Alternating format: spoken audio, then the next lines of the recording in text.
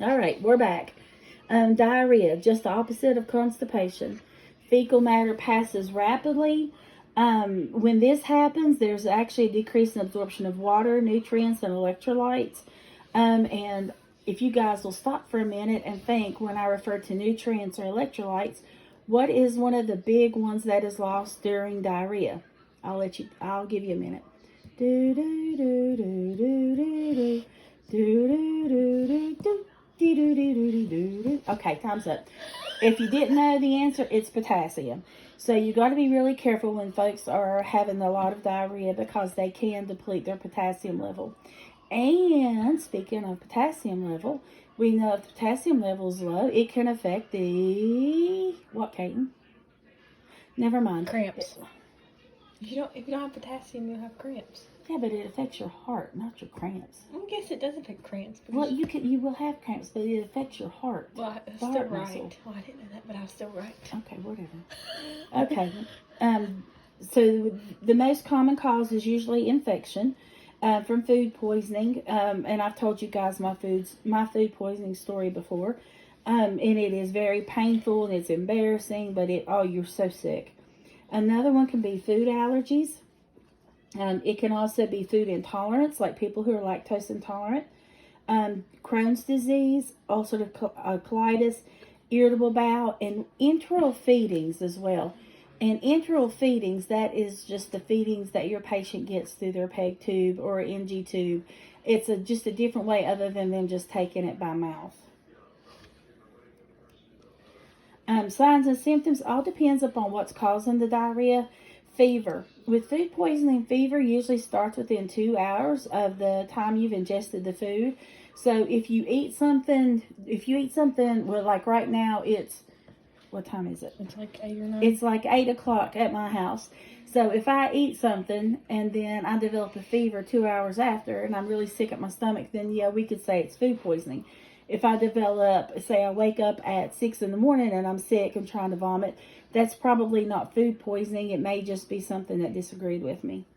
A lot of times the diarrhea will have a foul odor. The patient will have abdominal cramping, distension. Again, there's your word, anorexia, and intestinal rumbling. Therapeutic interventions, we got to identify the cause. Replace the fluids and electrolytes, increase the fiber and bulk. These are on your medication list. Some of them are diphenoxylate or Lamodal. And if you think of the word Lamodal, modal is how we refer to the movement of stool in the bowel. So low modal would mean like slow. It slows it down or low at a low rate. Loperamide or Imodium. So again, Imodium usually means stalling of the motility. You got your probiotics like your Lactinex. Acidophilus is the other word, and it just helps to restore normal flora. Antimicrobial agents for infection. This is a lot of times referring to like your C. diff, which you guys know that the drug of choice for C. diff is Kaiten. What is it? She has no clue. Vancomycin.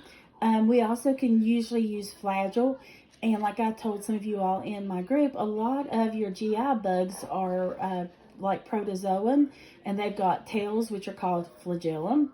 And the word is called Flagyl. So if you see the word Flagyl, you usually want to think of your protozoa bacteria that can cause you your grief.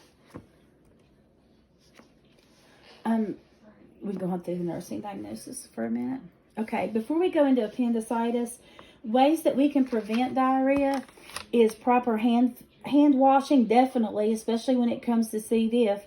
Proper food handling. You want to monitor to help prevent it. You want to make sure that you increase the bulk in your diet if that seems to be a problem. And guys, remember too, if you're answering a question on state boards about a person with diarrhea, you just remember, I mean, I know it sounds like it's common sense, but sometimes you'll seem to forget. No matter how good the choice is, if it's a suppository, we don't do it, okay? Suppositories or anything like that will actually increase diarrhea. Okay. How are we on time? We get close to 10 minutes? We're at 5 minutes. Okay. The next one is appendicitis. Appendicitis is inflammation of the appendix, and the appendix is attached to the cecum of the large intestine. It's right when the large intestine gets ready to start. It looks like, they call it a variform appendix because variform, it kind of looks like a little worm that's there. The signs is what happens with appendicitis before we get to signs and symptoms. Most of the time, now, there might be something else that will obstruct it, but most of the time, little hard stool will get into the appendix. And when that happens, it blocks the way for the fluid to go out of the appendix, so it's actually an obstruction. So when it obstructs like that, that's when you get appendicitis.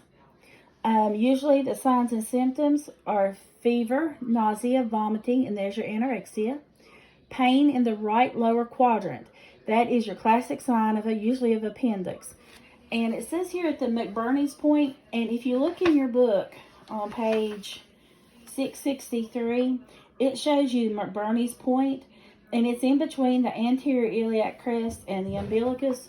So it's like right in the middle of the right lower quadrant is usually where the pain is at. And we also refer to it as being rebound pain or rebound tenderness. And what rebound tenderness is, yes, the patient will experience some discomfort when you push in, but the severe or exquisite pain occurs when you let go. When you let go, everything inside that patient's stomach is being jarred or shook, and it's that shaking movement that causes the appendix to hurt worse, and it's a referred pain. So that's what it means by rebound tenderness. Also, you might see the Robsing sign. This is pain in the right lower quadrant when the left lower quadrant is palpated. And again, that's just where that area of the abdomen is being jarred or shook. And so the patient is feeling pain in that area. Diagnostic testing, at this time, we usually do ultrasound or a CT scan. It says here MRI. MRI is not readily available at most places. So again, it's probably your CT or your ultrasound. They will have an elevated white count. You can go on. This is just showing you the McBurney's point. Again, fever, elevated white count, nausea, vomiting, right lower quadrant pain. Therapeutic interventions, definitely going to make them NPO. If you happen to be working in the ER or a physician's office and a child or a patient, usually they are children, but any patient comes in with these signs, you want to immediately make them NPO because chances are they're going to be going for urgent surgery. Surgery is the way that we actually take care of the appendicitis. The appendix is removed. Complications after surgery can be an abscess forming at the spot, but also another complication that we have to be careful with the appendix is that they can develop peritonitis, and we're going to talk about that in a minute.